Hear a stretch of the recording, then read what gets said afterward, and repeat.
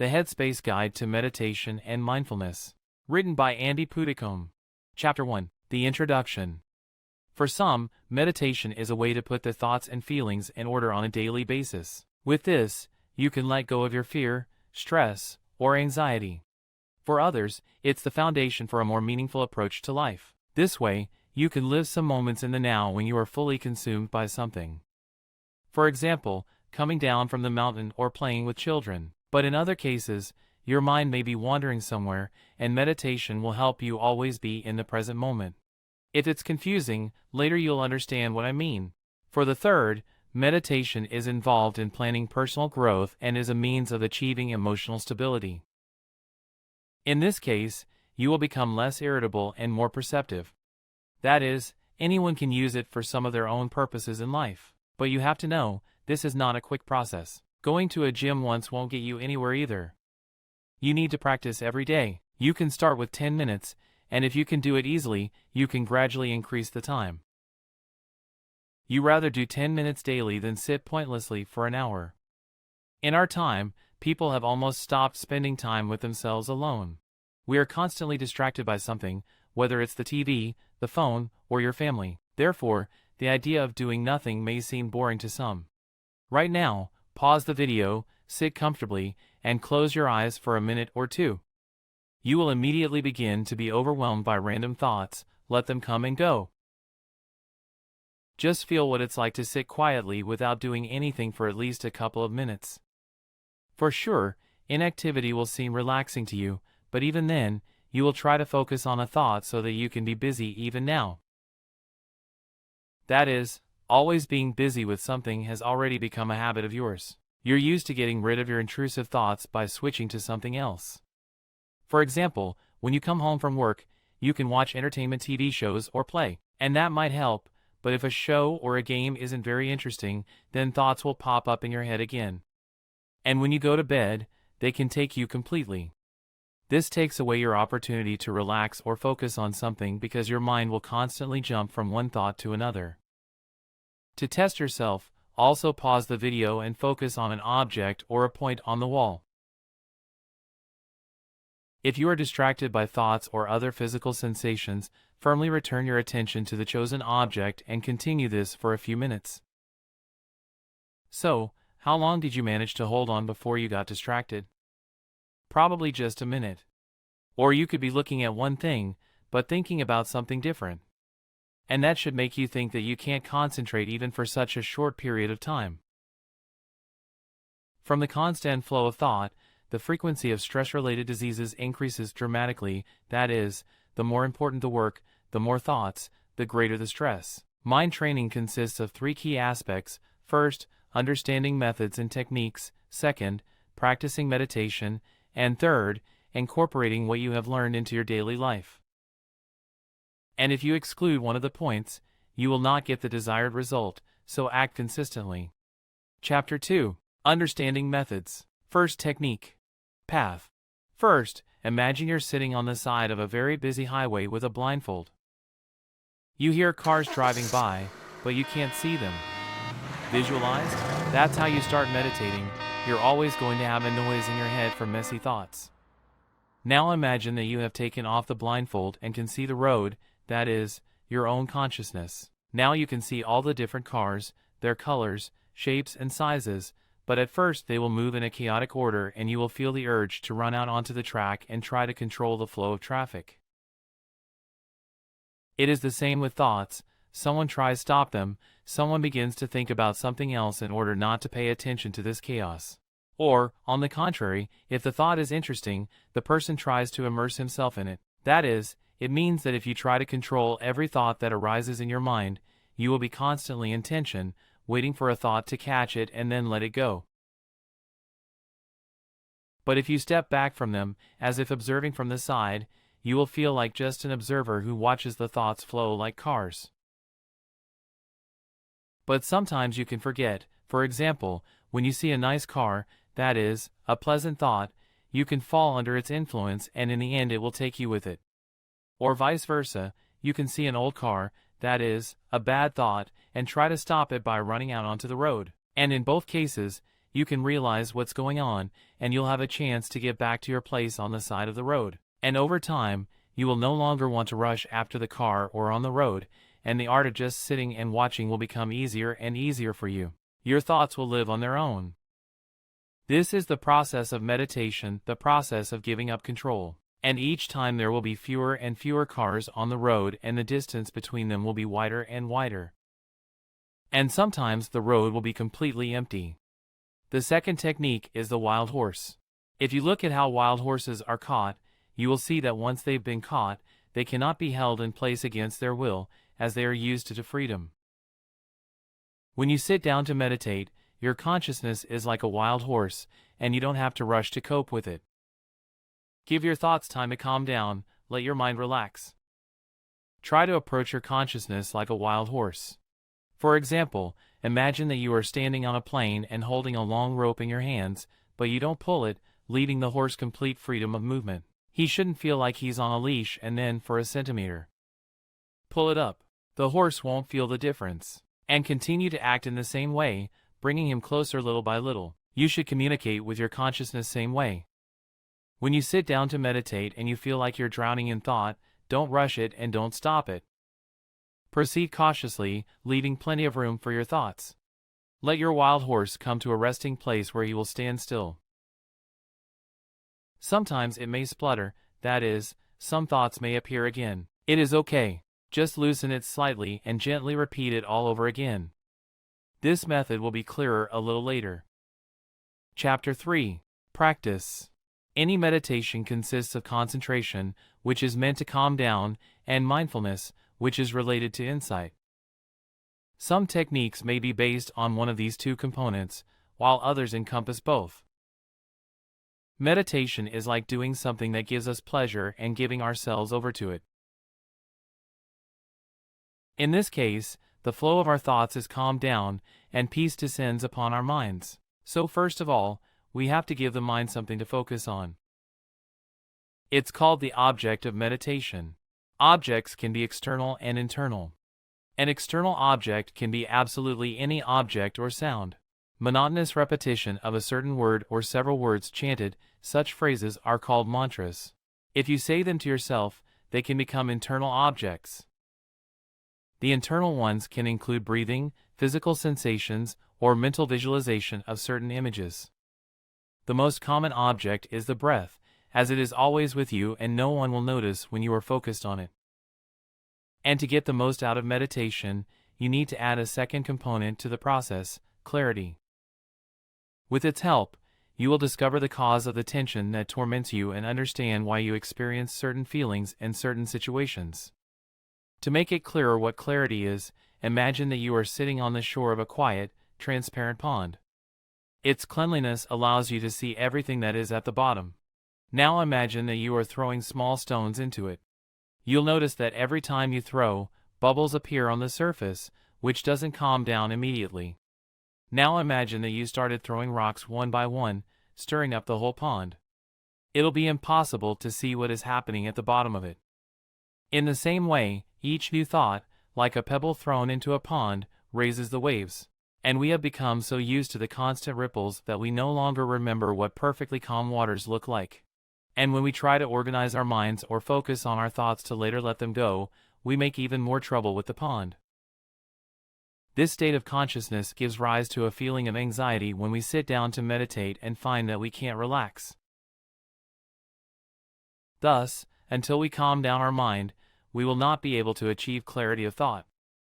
For example, the author, when he was a monk, was mockingly told to mow a lawn the size of a football field with simple scissors, although there was a lawn mower next to him, and he had to cut evenly, lowering his head to the ground as much as possible.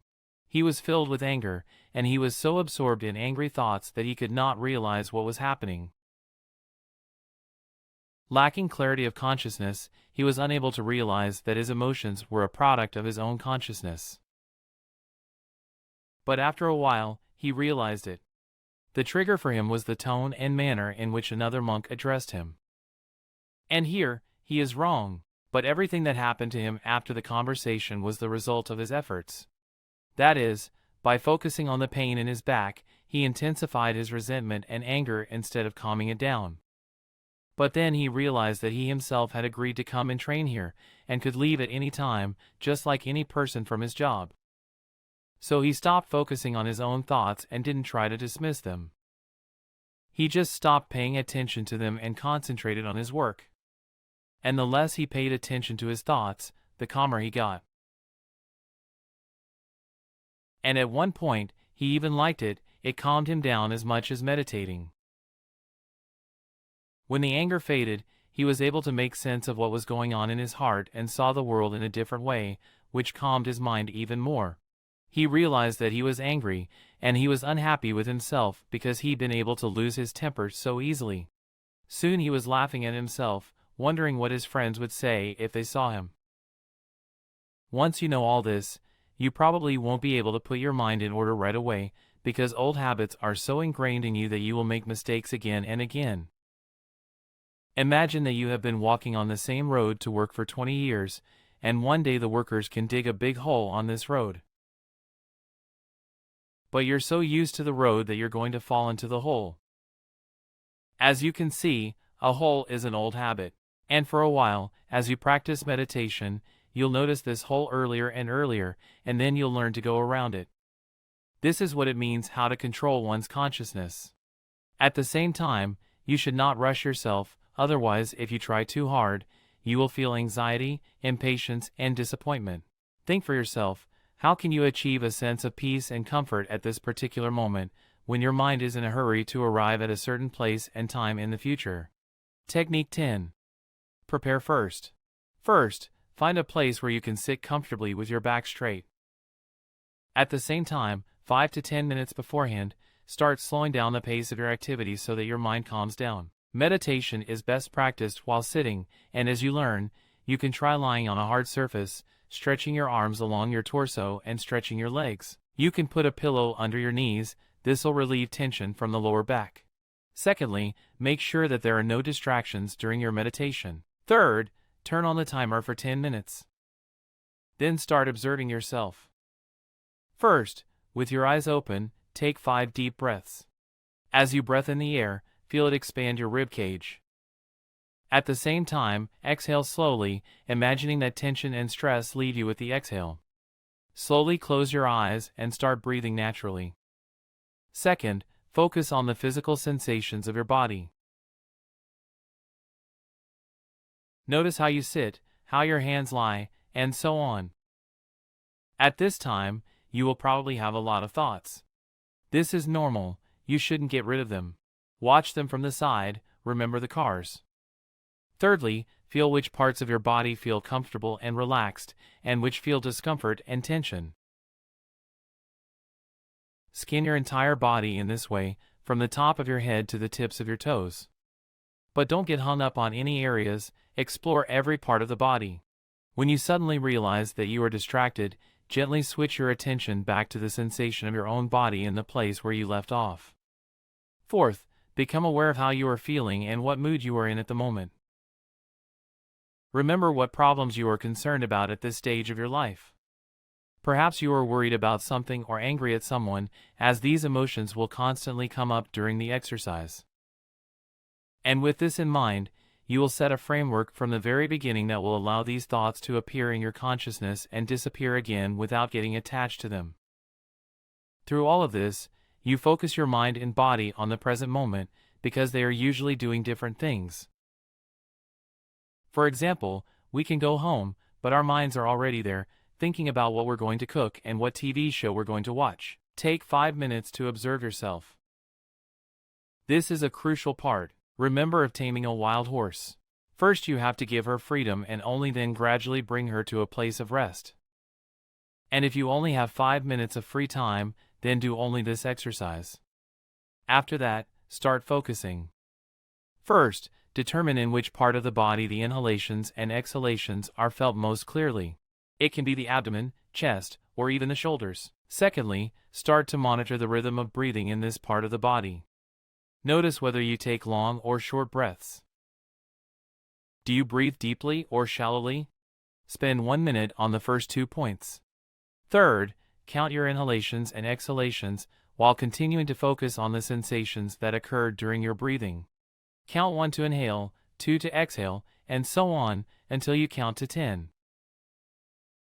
In this case, your brain can either switch to some more interesting topics on the 5th breath, or you will count to 65 and realize that you should have stopped at the number 10.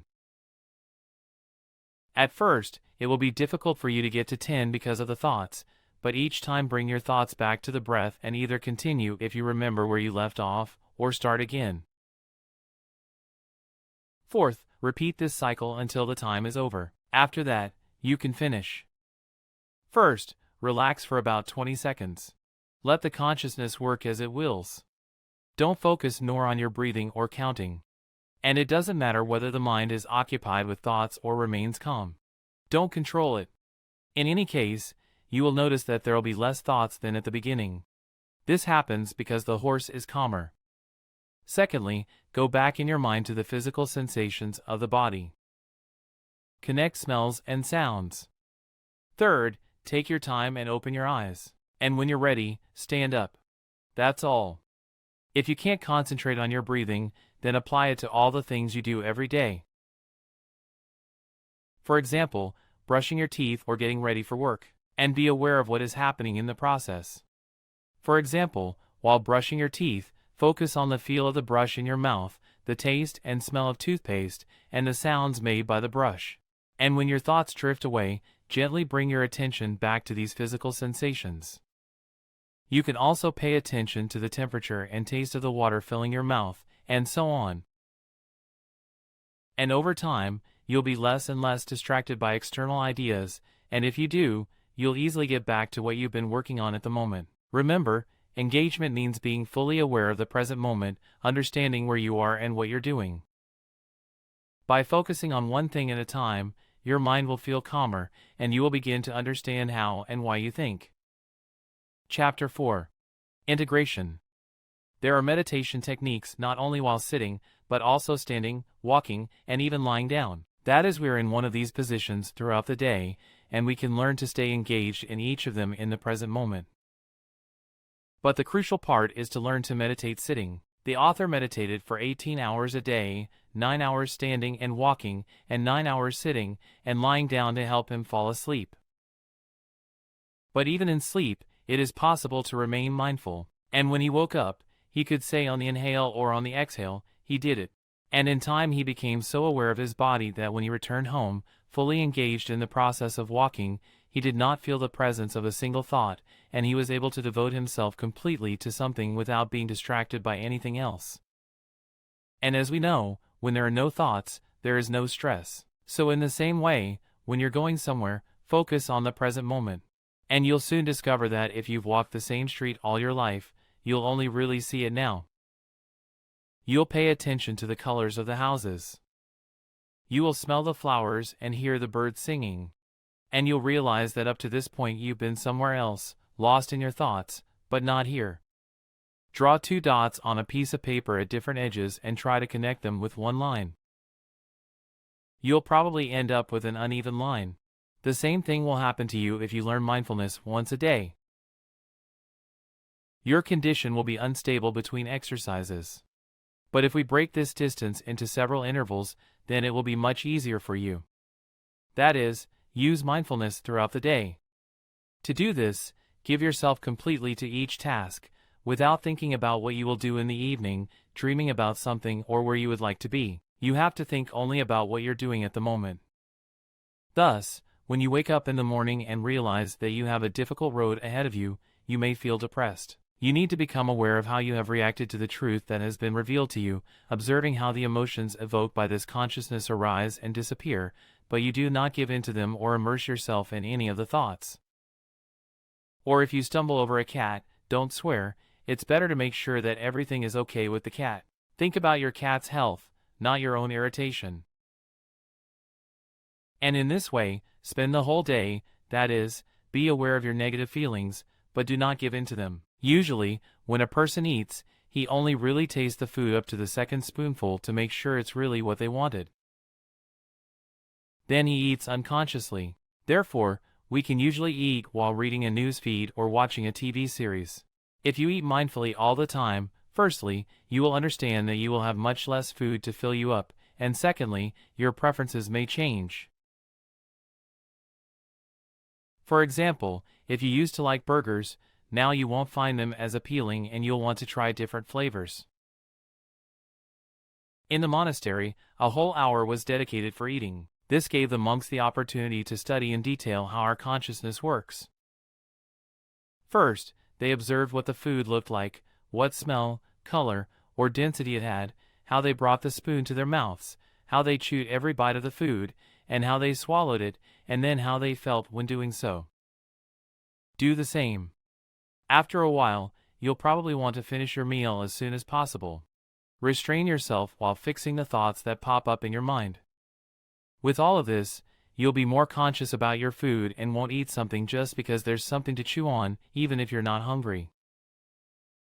For example, we can eat a packet of chips in front of the TV without noticing it. Therefore, eat consciously, without being distracted. It also happens that when we are walking somewhere or driving a car, we don't notice that we are there because we are immersed in our thoughts. To learn mindfulness, find a quiet street or park. Move around as usual, but slow down your pace. At the same time, be aware of what you are feeling at the moment, heaviness, tension, or relaxation. In the process, pay attention to your surroundings, such as people and what they are wearing, cars, their colors and shapes, or trees. Notice the presence of everything around you. Then, pay attention to the sounds. Don't get caught up in thinking about where they come from, just be aware of them. Let them appear in the zone of your attention and just disappear as well. Then, in the same way, pay attention to the smells. Finally, focus on your own physical sensations. For example, you may feel warm from the sun's rays or cold raindrops. Be aware of all these sensations, but don't think about them, just observe them. And constantly return your attention if your thoughts are somewhere far away. When you go to bed, you probably have a lot of different thoughts piling up on you. This happens because during the day you are constantly distracted by something and only at night are being with yourself. And the harder you try to calm them down, the more annoying they will be. You'll end up getting angry because of your inability to control the flow of thoughts. In this case, first, get rid of the habit of resisting the flow of thoughts. And secondly, use a technique that is similar to a 10. In the first case, let go of the imaginary lasso and let the mind run free, just observe the thoughts without rushing after them. Soon your mind will calm down and your body will relax. And then do the next exercise, which will take 15 to 20 minutes. In the first stage, take 5 deep breaths and then begin self-observation, as in the exercises of the 10. Rush will not lead to anything, do not spare time for this. In the second step, remember everything that happened to you during the day, without getting lost in any thought.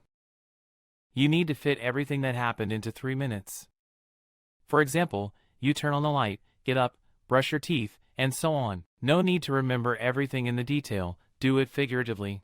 In the third step, begin to gradually relax each part of the body, starting with each toe. Imagine turning off that part of your body and it relaxes. When you get to your head, allow your consciousness to be. Let it move freely from one thought to another until you fall asleep. Chapter 5. Practical Aspects. These are additional tips that will help you. First, practice meditation regularly. This is the only way you will achieve something. Don't take it as a job, but just as a way to relax. And even if it doesn't work out for you, keep going. Secondly, our daily lifestyle can affect the result. Therefore, you can start eating healthier or do a little warm-up before meditating. Third, find the quietest place where nothing can disturb you. Or adjust to the time when children go to bed. Fourthly, it is desirable to have at least some free space around you. Fifth, clothing should allow you to breathe freely, so loosen your belt or tie before exercising. Sixth, if you want to meditate professionally, learn to sit in the lotus position. If not, then choose a hard surface, such as a straight-back chair. Sit up straight, but stay relaxed. Try not to lean your back on the chair, it is better to lean a little forward. Do not cross your legs. Place your hands on your knees so that your palms and elbows rest on your legs. Keep your head straight. 7th, don't meditate after eating. The best time to meditate is in the morning, right after waking up. This is usually the calmest time, and meditation will drive away your sleep completely and give you a feeling of freshness. Get up just 10 minutes earlier. 8th, set a calm melody on the timer that is different from the one you wake up to every day. And lastly, write down all your impressions in a diary, what worked out and what didn't, why, and so on. This will make it easier for you to correct yourself in the future. This concludes the book. Subscribe to the channel, like, click on the bell and leave your opinion about this book in the comments. Bye.